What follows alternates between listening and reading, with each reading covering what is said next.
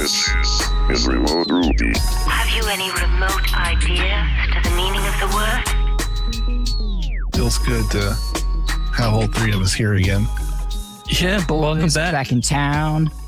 I don't think that one is royalty free, so we might be might be effed on that. Hit with a DMCA. Yikes. Yeah. Just delete our podcast. We're done here. It's been a good run. I spent last week, while I wasn't here, I was in Kentucky in a lake house, but it wasn't on the lake. I could just see the lake, so I'm calling it a lake house. Yeah, you get it. I see the lake house. I see the lake house. It was awesome. By the lake house. I had 1.3 megabytes down on the Wi-Fi. Perfect. It was just enough to still watch the Netflix F1 Drive to Survive series, but not enough to do anything meaningful outside of watch TV. It's great. I really like that series. I very much enjoyed that. I'm into F1 now. We started watching it a few weeks ago. We finished it this week. It is so fascinating. 3 of my coworkers I know of, and they're all in Europe, they love it. And so I started talking to them about it. And one of them was actually at the race in France last week. So it was perfect timing for me to get into it. Yeah, I think Austin Miller may have made it to one of the F1 races here in the States this year. I was pretty jealous. We have Circuit of the Americas in Austin, I believe. Yeah. And then I forget the name of the track in Miami, which just was the first year of it, I believe, this year. But I remember there were pictures of it's in Miami, so they want water and boats. And they had actually painted the ground to look like there was water inside of the track or whatever. And it was all fake, but it kind of looked like it from the helicopter views or whatever.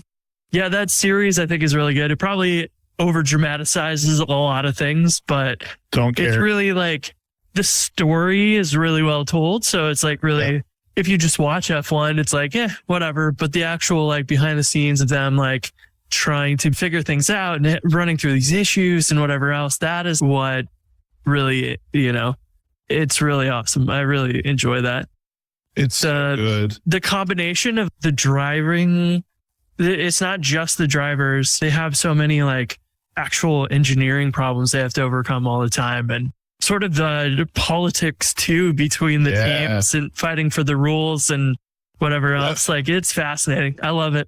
I didn't realize they actually engineer those cars from the ground up every year. They have one team actually manufactures their own parts with 3D printers and stuff. Oh yeah, they're incredible. There was 1 year where Mercedes had taken a turbo, which normally is the hot and cold sides are kind of together, and they had separated them, and that gave them an enormous boost. Which an enormous boost in F1 is milliseconds or whatever per lap kind of thing. But they had little things like that they'd end up doing that just would be wow, this is pretty incredible. Just minor tweaks can make such a big difference there. Yeah, it's fun. I think it's next year, 2023, they're doing an F1 race in Vegas. They are turning the strip and stuff around it. They are shutting it down and turning it to an F1 event. And I can only imagine how cool that's going to be. And how expensive it is for them to shut that all down to even do it. As a city, that's got to be kind of crazy to say, okay, we're going to shut this main attraction down or elevate it for a little while. That's going to be insane. I don't know why that reminded me of, but we've got our driveway and grass, our sod is finally coming in. They put it in a month ago when it's a dead 100 degrees outside, and all our grass didn't really come in. So we've had the Amazon drivers basically coming in our driveway and doing their F1 lap and just going. I mean, they've driven off into the grass, I think, every single time someone's pulled in, where they'll pull it halfway and back out and just plow through the grass. So we could probably just use my front driveway too as a F1 track next year if anybody's looking for a new spot.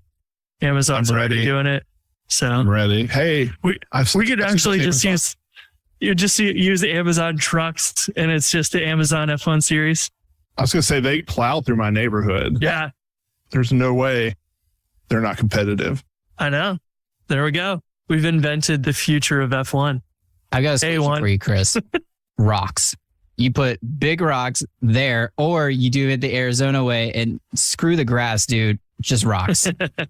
Yeah, we are probably going to put some big rocks there. Our landscaping guy was telling us about some like egg crate style stuff that's like plastic underneath the grass, and that will support it better. So when they go over, they're kind of still running on some hard surface instead. I was like, yeah, we could do that, but we could also just put a giant rock in there. But my guess was if we put giant rocks, they'll drive over those anyways. And then I'll just have like a tipped over Amazon truck in the middle of my driveway. So I guess everything inside of it is mine at that point. Yeah. I would assume. We have little tiny rocks in our front yard instead of mulch. We have rocks, and it looks so cool until your kids are like old enough to play with them, and then they're everywhere and they're like throwing them at windows. And so Landscaping in Arizona is like picking out a different color rock for your front yard. I love the way it Love it. looks, but I fear for my life sometimes when my kids have them. Yeah. I can see that.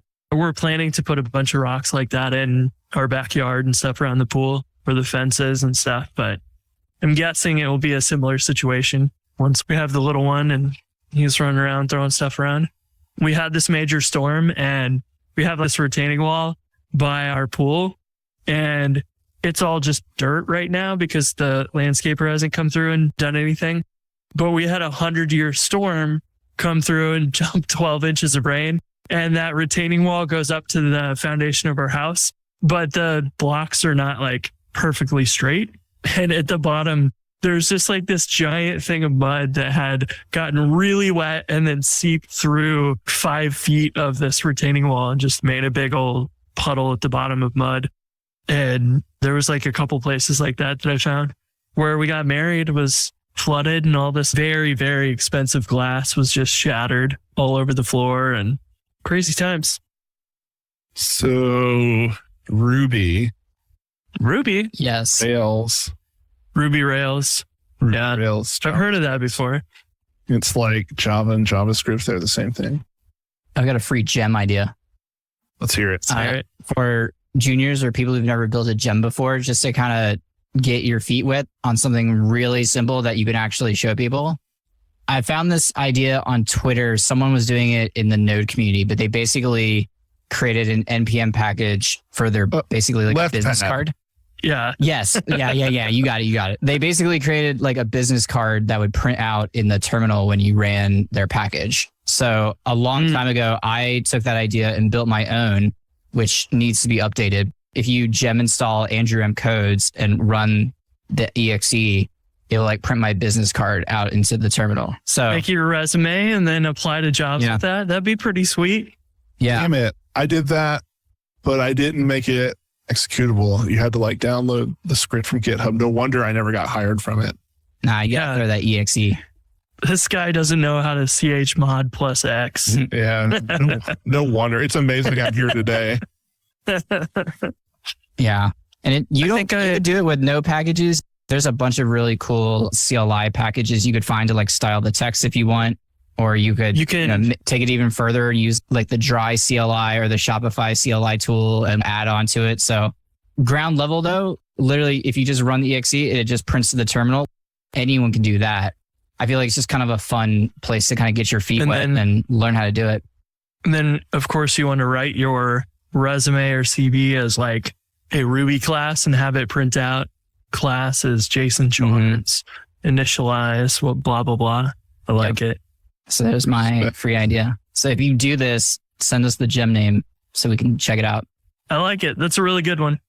Good practice for building a gem. And it's probably one that a lot of people haven't made like a gem with an executable in it before. So it's a really good example just to fiddle with and like see how that works. It's a real gem of an idea. There's my contribution to Ruby. The language as a whole. Oh yeah, the language as a whole. Yeah. It's fun. I had fun doing it while it was one of the first things I built. Yeah. When I submitted mine to a company years ago, somebody actually opened like a pull request because I had misspelled something which is what you want to do on a resume. But it was cool. I was like, oh, I know they at least looked at it. Did you accept the pull request? No, I declined it. I declined. Closed without comment. You're like, please add tests. Yikes. Let's see here. 3 episodes ago now, gosh, feels like an eternity. We had Connor on. We're trying to migrate Pody off Webpacker. We could talk about that a little bit. First thing we did was actually migrate all our images out of Webpacker. We run all our icons and illustrations through inline SVG, which uses inline SVG pack tag for us. And before I do that, I had to go through and removed probably like 100 images that weren't used anymore, like in the asset pipeline. So that was actually a small thing that we did that brought us probably no gain, because like it did increase build times. It may actually probably make the asset pipeline take longer to compile. But the next thing that's actually of interest to me is that we stopped running our styles through Webpacker, and we've already stopped that. And we put in CSS bundling Rails like you do in 2022. And we just did Sass straight up. And our Webpacker compile times in production are down between 40 seconds and a whole minute just by taking Sass app. And locally, they compile so much faster when you're using Sass -- watch, which is when you're using the watch flag, which is what the command does for CSS bundling out of the box. It doesn't have the full weight of rebuilding all the files. It just rebuilds like what changed. And I guess it keeps some kind of cache in memory because it's fast. It's a lot faster than doing just like a cold compile for all the assets. That's already an improvement. We're still on the JavaScript side of things, but it does take about 10 to 15 seconds to compile all our Sass with just the standalone. But that's still almost a 30, 40 second improvement. Oh, solid.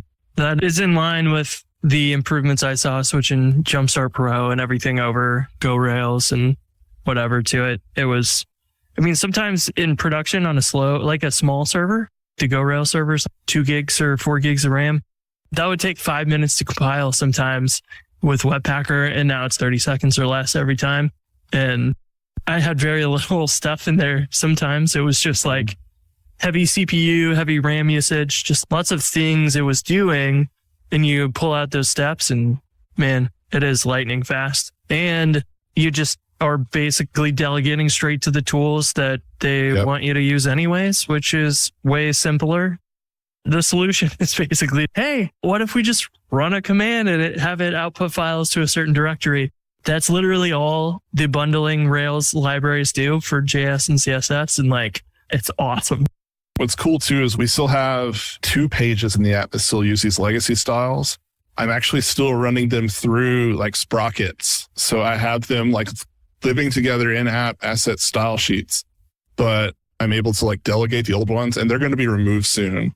It's nice because conceptually it's so much simpler.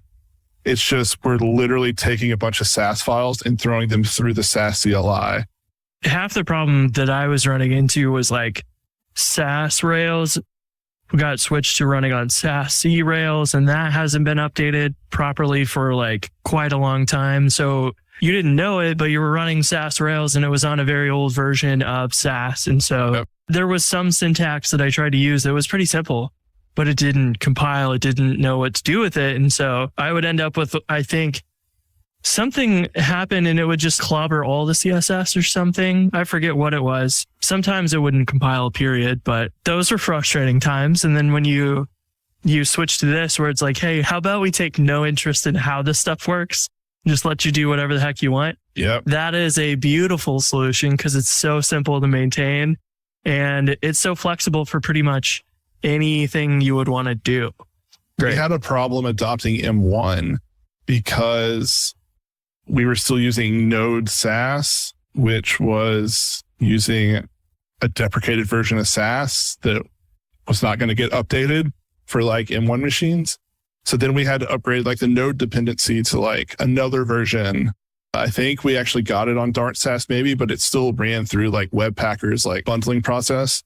And so now like, I just know we're running Dart Sass and I know this is the tool that Sass like has provisioned to compile. It's wonderful. But the next roadblock we have is what we're doing is we're migrating these packs one at a time, like over to like ES build. But the problem I'm facing now is that we still have some legacy JavaScript running through the asset pipeline, and it does not let you run these two things side by side, or at least however we have it configured. So I'm getting like an uglifier error because it's, I guess, trying to do something with uglifier and this new JavaScript that I'm trying to compile with ES build. And that has been a problem. So like it works fine locally. It just, when you go to deploy it, I even tried like commenting out like uglifier the gem, and then it really blew up then. So yeah, you reminded me of like those, I forget what it was. Uglifier, like the harmony mode or something. Have you run into that before? Like uglifier wasn't able to like parse some ES6 thing, or I forget what it was, but you could say harmony is true and it would change some way it was try and parse things. I don't even remember. It's been so long, but those are the interesting ones. It may have been uglifier actually. There was something in there where the Sass, I think the Sass C or Sass Rails gem adds uglifier in only in production. So all these development things you will run will work fine. And then of course, production's a little bit different and it just doesn't work. It's one of those where that's a good reason to have a staging that fully replicates production.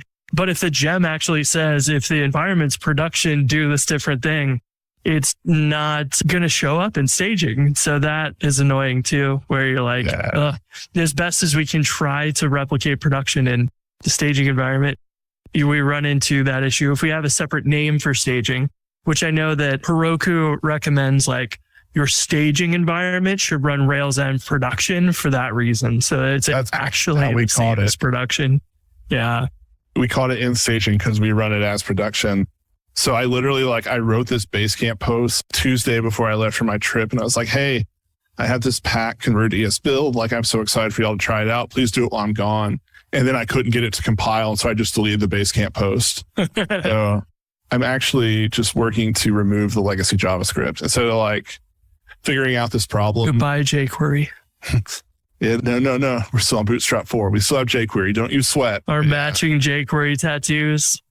I only have one tattoo, but now I want to get another one. I want it to be a $sign. One of my friends has a close head tag and open body tag on the back of his neck, which I thought was beautiful. Just perfect. You can get a script tag for jQuery right above the closed head tag. I was looking something up for JavaScript yesterday, and I could not get Google to give me any results that weren't for jQuery, to the point where I was like, no jQuery. And it was like, oh, here's the jQuery docs on how to do it. And I was like, oh my God. And they're like, no results. It's awful. I want to point out like the interesting thing of the idea that Rails could sort of like simplify Webpack with Webpacker. And they've done that, including jQuery prototype. Was there a time when Scriptaculous or whatever was in Rails way back when? I don't remember. It would have been before me. Yeah. Anyways, it's interesting to look at all of the stuff over the years, having all of these different approaches for JavaScript, going from Rails UJS and having that in CoffeeScript and everything, to the current solution, which is, hey, what if we just don't care about it and we let you figure it out? And here's a couple options. It's really interesting to see the evolution of that. I just wanted to point that out. Hey, we would love to make this nicely integrated, but it's too complex and we can't really control this very well. And we struggle with this. And you see that change a bunch over the years. And then you kind of come back all the way full circle to now, where it's kind of the admission of like, oh, turns out front-end JavaScript, everybody wants to do it different. JavaScript doesn't even know how they want to handle the front end or the back end or any of this stuff. So let's just not worry about it and just set up some rules. You run a command, whatever you want, output the files here, voila. And it's just really nice to see some of those solutions come like full circle like that. I wish this would have happened 10 years ago. But here we are, finally have a good, robust solution in that you can do literally whatever you want. I really like that it's so simple, so easy to maintain, and so flexible. And it like ticks all the boxes really nicely. Whereas the other solutions were like, they're not easy to maintain and they're not that flexible and whatever. Like you had like pros and cons to it, but now you have one that's kind of like mostly pros. The con maybe is that it doesn't choose things for you, right? Whatever. Most people want to make that decision of Bootstrap, Tailwind, whatever, or React or Vue or whatever. So, right. Specifically with like CoffeeScript, I think CoffeeScript was, at least when I was learning Rails, it was such a welcomed flavor of JavaScript because it did a lot of things JavaScript couldn't do yet, but that ES6 and above really fixed. I think that's part of the reason now today, and now that it's more widely adopted, like modules and things like that, it's why we can go back to just, okay, like just do whatever you want. And the tooling is getting more advanced and more complicated, but it's better nowadays to let someone who really cares and goes deep on JavaScript tooling to figure out how to make that better instead of us trying to recreate it in Ruby, which is what I think a lot about of like what the asset pipeline was giving you like Ruby tools to do these sorts of things. Speed-wise, we obviously just can't compete with some of the modern tooling in terms of compiling and stuff. Hi, my name is Andrew Mason, and I'd like to tell you about Honeybadger. Whether US East 1 is down or you forget to add a configuration file, everyone has an outage from time to time. When your next outage occurs, transparency is critical. The difference between a minor annoyance that people soon forget and a fiasco that creates sustained resentment is how you communicate. That's why you need Honeybadger. Honeybadger is a crucial component of your incident response plan with their uptime monitoring service that now has an exciting new feature, public status pages. Create a new status page with custom domains, branding, and more. Don't let Twitter be the only way your users can find out if your app's down. Sign up for Honeybadger to improve your incident response with a shiny new status page that you'll be proud to show users. Visit honeybadger.io and start giving your users a better experience today. Let them know that Remote Ruby and specifically Andrew Mason sent you. Did you ever use the railsassets.org site? And you could basically convert an NPM package to a Rubygem with it automated. So you could add jQuery through there or Bootstrap or whatever. And it's fascinating to like look at that solution. And it made a lot of sense because that was kind of a natural way that you could include stuff into the asset pipeline. But from the outset of looking at that, it's like a weird thing to wrap JavaScript code in a Rubygem purely for including it in the asset pipeline. And so now life's a lot easier because you can use whatever JavaScript tool, NPM or Yarn or whatever to handle things. But yeah, it has gone through so many different iterations of things because the browser was so different way back when. You didn't have all of the niceties that you have now.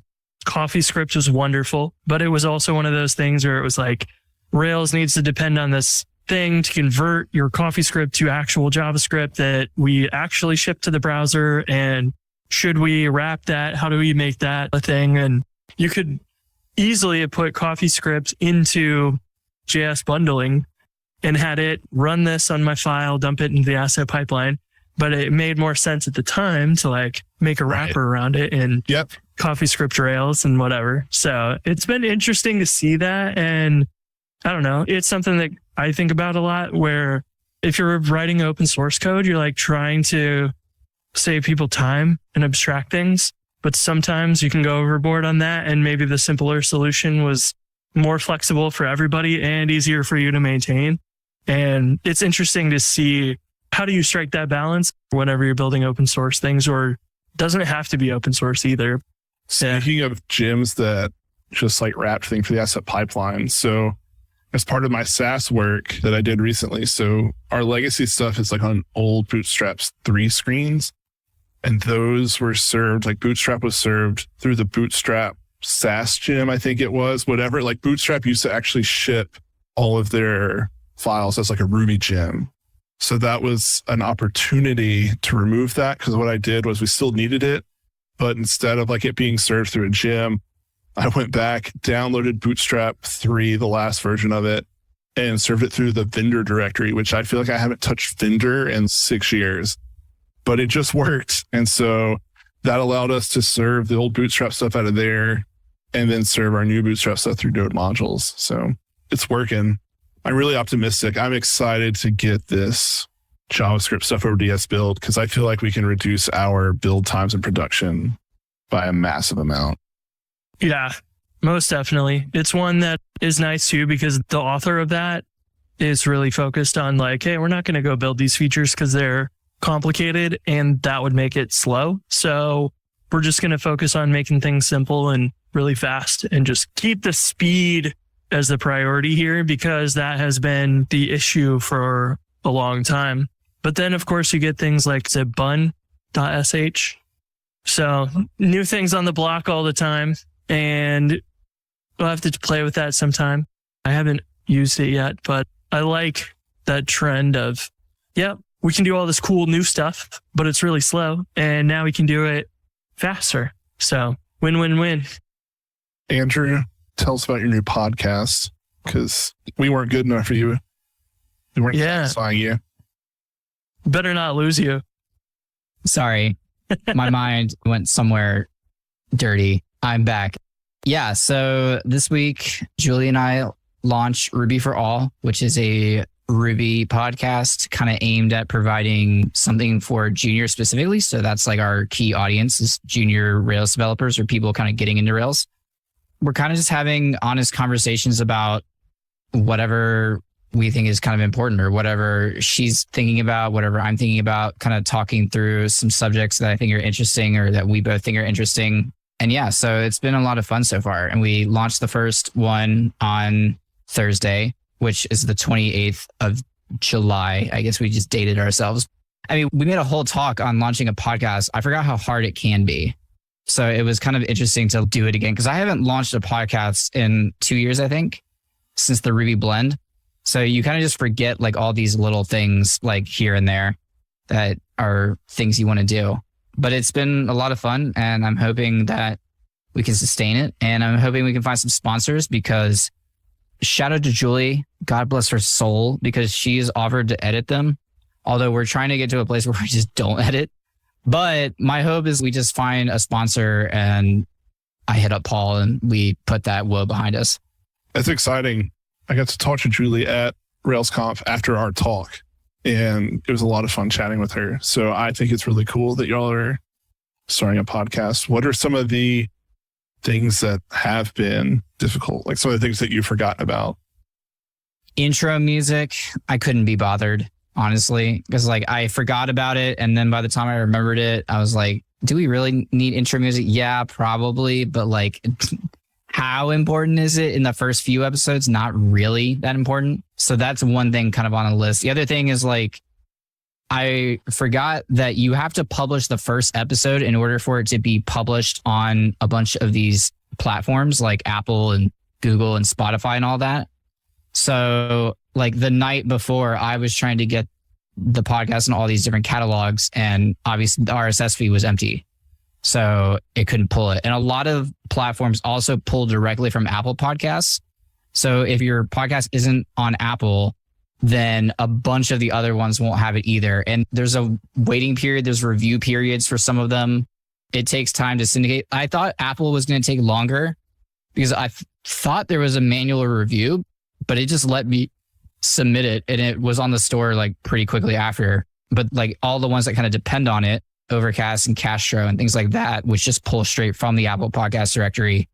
Those take a day, 2 days, maybe more to syndicate. And then Google has a review process and, you know, all this other stuff. So I forgot about that retroactively. I should have published it before and then actually announced it on Thursday, but I didn't do that. So a shout out to Transistor because that makes things so much easier, I think, and faster to just get like a quick, nice looking site up really quickly. And it will try to syndicate it to as many platforms as it can and just makes it pretty easy. So shout out Transistor. I'm a big fan of Transistor.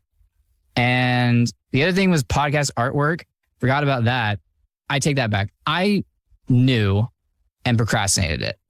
because I know how this is going to go, because I have a design background, but for some reason, I don't know if I'm just not creative or what, but I have the actual ability to create whatever I want. I don't have it in my brain. So the artwork doesn't look that amazing. I did the best I could I just drew like a Ruby object and then threw some text on it. But I don't know if anyone's out there and has an idea or concept for making it better, let me know, because that's, I think, something we want to do. I also remembered, like, at that time, I was trying to look back. I was like, how did I make the Ruby blend one? But then I remembered I didn't actually make it. We actually used a team. CodeFund had access to a team at Consensus who did the actual design for us. And it looks really good. I heavily contemplated just stealing it. But yeah, those are like the details of it, because we had followed a lot of the advice that we gave in that talk. Like before we launched, I think we've already recorded 3 or 4. So we already have 4 recorded. And I think I'm not really concerned about us stopping. So I think on that end, we're pretty good for the consistency part. It's just the little details when you get close to launch, just like with every project. I bet you could find somebody on Fiverr or something. Yeah, I thought about that. I've done that before, though, thing. and I've never liked what they've sent back. And I guess that's the curse of knowing design but not being able to implement it, because I can look at a design and be like, oh, that's crappy. That's not very good. That's not what I'm going for. But like, I can't then make my own version of it. Or you can't articulate what needs to change to make it what you want. I have that trouble too. But yeah, that brings me right back to the early days of remote Ruby. We had all those same things that were just kind of like, I guess we got to go do this and we got to go do that. Oh, I forgot about this. And give it a month and you'll probably have most of those kinks worked out. But yeah, that early stuff is a lot.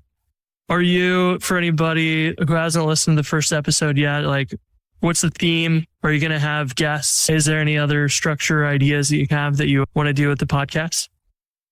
Hold on. Sounds like you didn't listen to it, Chris. I did not. Did you listen to it? I listened to the first 10 minutes or something. Oh, my Lord. Ow, ow, ow. That's why I started another podcast right there. That's fair. Andrew actually told Chris that he started it because he thinks I'm a jerk. Yeah, but that was a joke. And I made sure to include the all-important /s at the end. /s. I feel like verify. I was on Reddit. Yeah. I spend too much time there. It is focused on juniors, like I said, and it's basically, she's a junior. I am quote unquote a senior. I don't know how I feel about that title, but it's kind of just like an honest conversation about like things that we struggle with, trying to find common ground, kind of trying to teach through experience and just kind of give advice to juniors and provide like something that's a lot more lower level. Because like the other day, the focus of mine that I'm trying to keep in mind is like trying to explain things that mean something to me, but may not mean something to anyone else. On the first episode, I said the definition of the hallway track, and I had several people be like, I had no idea what the hallway track was. Thank you so much for explaining that. And it's little things like that it's like, oh, that's interesting. So I think I'm not going to spoil the episodes that we've recorded so far, but it's definitely going to be focused on juniors. I think a lot of, maybe not actual Ruby, but a lot of how do I be a developer? How do I work with people? How do I communicate with people? Kind of trying to hit on the things that like I see juniors struggling with and that she sees juniors struggle with and has also struggled with herself. And she's a lot closer because she is, I think, a year or 2 into it. Even though I'm only 4 years into it, she's still closer and has a lot more of those like, oh yeah, I remember struggling with this and that. So I don't know, it's going to be fun. I think our goal is just going to be providing a resource for juniors, just so, because there's a lot of Ruby podcasts. Like we talk about stuff all the time that's kind of high level and we don't really explain what it is. And we kind of just like go with it. But there's a lot of people listening that may not know what we're talking about. Like I remember the first time I heard AREL mentioned on a podcast and I had no idea what it was. I still have no idea what it is. Yeah, basically same. But actually I do, because I went to Jason's talk at Sin City Ruby. But it's just things like that, you know, just trying to provide a resource, a welcoming space and be like, hey, we all think we all suck. So how do we like let other people know that these feelings are valid and that we all experience them and how to kind of combat them, and also Ruby stuff on the way.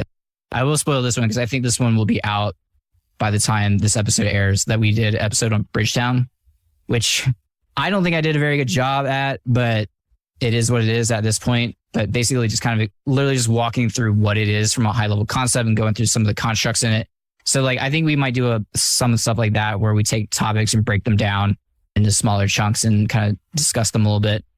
And we're doing a 30 minutes, so not an hour. So just kind of a shorter one. And for guests, the way we kind of worded it was it's not going to be a guest focused podcast, but if we need a guest to come explain something that we are incapable of explaining, that's when we'll do that. I don't think either of us really want it to be a podcast where, oh, tell us about yourself and like how you got into Ruby, even though you've told us on 8 different podcasts and all this other stuff, right? So I think if we do bring on guests, it's going to be very like focused on, okay, this person's an expert at this thing. Come break that topic down for us. Nice. You may be a junior in anything, but if you're talking about the stuff that you're learning, you will still always help anybody who's a step behind you. So you may not be confident in talking about whatever topics, but if you're learning stuff and talking about what you're learning, you're still going to be extremely helpful to anybody there. And that's like a problem that we will have. It's been 10 years or more since I like learned Ruby for the first time. So there's a lot of things that I don't remember struggling with at the time. So I can't even relate to some of those things anymore because they're second nature or whatever now, or I learned it and I forgot that I didn't have that mental model or whatever back then. So yeah, I'm excited for it. We need more podcasts like that. So encourage anybody else to do the same thing. Give your angle on whatever it is. There's a million different things you could do. So I'm excited. That's great. I feel like we're seeing more podcasts crop up. We're going to see hopefully more Ruby Rails conferences come up. Maybe we will see a resurgence. Hopefully. I'm excited about that, but we'll see. Yeah. And it's only been out for a day, but the numbers they did on the first day alone were pretty good. So I will just echo my call that if you're interested in sponsoring us, reach out at feedback@rubyforall.com or andrew@rubyforall.com. And let's talk, because that would go a long way in helping us keep this sustainable. If we can get enough sponsors, just like we do here, we can just get enough to like pay for our editor, that would be amazing. I think take a lot of stress off both of us. So sponsor us, because the reception it got was really, really good. And the numbers it did on the first day alone was over 100 on the first day of the first episode. That's kind of insane. I think this is going to be really good, and sponsor us. I know there are people out there listening that may have wanted to sponsor us, but we have Honey Badger because they're amazing and they're our exclusive sponsor right now. So if you wanted to sponsor this podcast, hit me up. Definitely do. Yeah, I love it. It's a great endeavor. I can't wait. I'm going to have to listen to it this weekend while I'm doing some mundane yard work or something. So that'll be great. I really like the idea of let's make one kind of specifically for juniors in a way. That's, among many things, a great way to help have more juniors in the community and all of that. So yeah, like we've talked about many times, this is one of those great ways to contribute. Yeah, this is how I'll get Jason to listen. Jason, your name was mentioned. So now I called you out for something. You'll have to find out if it was positive or negative. Great. It was positive. I was angry because I'm not as good as you. Positively negative? Yeah. That's that. On an unrelated note, did you know that July 31st, 2 days from now, 2022, is when George Jetson will be born? I have been seeing that float up on Reddit recently. This is a game changer. Yeah. And we don't have... Isn't that wild? I saw a tweet that said, I don't mean to alarm anyone, but someone is about to give birth to George Jetson. I thought that was a great way of wording it. Like, somebody will have George Jetson as their baby. They don't know it yet. Think about someone with the last name Jetson has already planned to name their child George. Please, universe. If not, you need to change your last name ASAP. Yeah. But think about it. The world doesn't have to be like the Jetsons when he's born, because he's an old ass man in that show. That's true. Yeah. He is the future boomer. So yeah, that's true. What, he was probably like 40 or 50 in the show. Like a lot can happen in 40 or 50 years. Frankly, I'm just amazed that you even know who George Jetson is. Yeah. This seems like way ahead of your time. It is, but my parents didn't let me watch like a lot of the cartoons that like my generation watched because they thought they were stupid or something else. And so I kind of grew up on like really old stuff because that was what they would let me watch. I was not allowed to watch SpongeBob really. So when I watch videos and people my age are like referencing all these SpongeBob episodes and I'm like, ugh, I don't know what you're talking about. Like the only time I could watch SpongeBob is when I went to my grandmother's house and she lived a state away. So that wasn't often. But when I was there, I watched SpongeBob the whole time. So I have an idea for a gem name. George Jetson, his occupation was digital index operator at Spacely Space Sprockets. So we need the Spacely Space Sprocket library. Are you saying Sprockets is going to make a comeback in the next 40 years? No. Apparently. It's going to be a company, actually. Rust. Rust is so 2022. Yeah, you're right. What are we writing in now? Zig or something? That's a real language, right? I didn't make that up. It is, yeah. Okay. No. Okay, cool. I don't remember anything about what it's designed for. I feel like it's fast. That's all I remember. Yep. It's a general purpose programming language and tool chain for maintaining robust, optimal, and reusable software. So it's just like every other programming language. That sounds kind of like that. Cool. Yeah. I just want to know when C++ is coming out. So they say it's for reusable software. What software is not reusable? Like it self-destructs at the end of executing? The software that I write. I was in college and I wrote I think it was college or shortly after, I tried to build a suicide Rubygem. So if you ever raise an exception, it would rescue from it and then RMRF all the files on your file system. And it would just destroy your operating system, or I tried to. And Ruby actually like protected against that. I couldn't figure out how to get it to destroy my computer. It was like Ruby on hard mode. Chaotic evil. Ruby on hard mode. If you make a mistake, it just deletes everything. So that was my grand idea in college. I guess if you did it in a Docker container.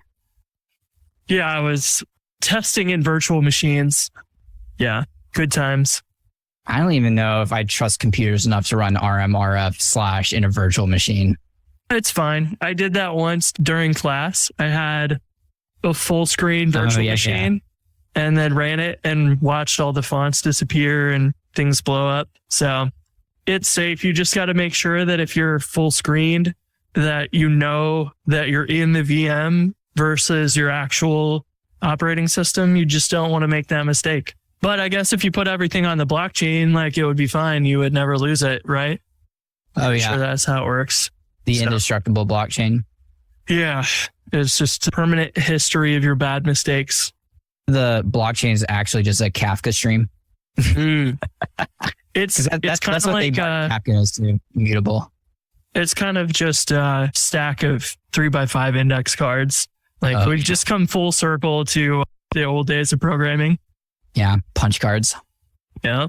See, again, how do you know these things? Because y'all told me about them. Damn, yeah, I learned about that I learned about that when I was taking a computer science course and they were teaching us about the history of computer science. Was all that stuff in black and white? Yeah. Grace Hopper was in them. Admiral Grace Hopper. Mm-hmm. Well, on that note. Okay, bye. Ship off. Later.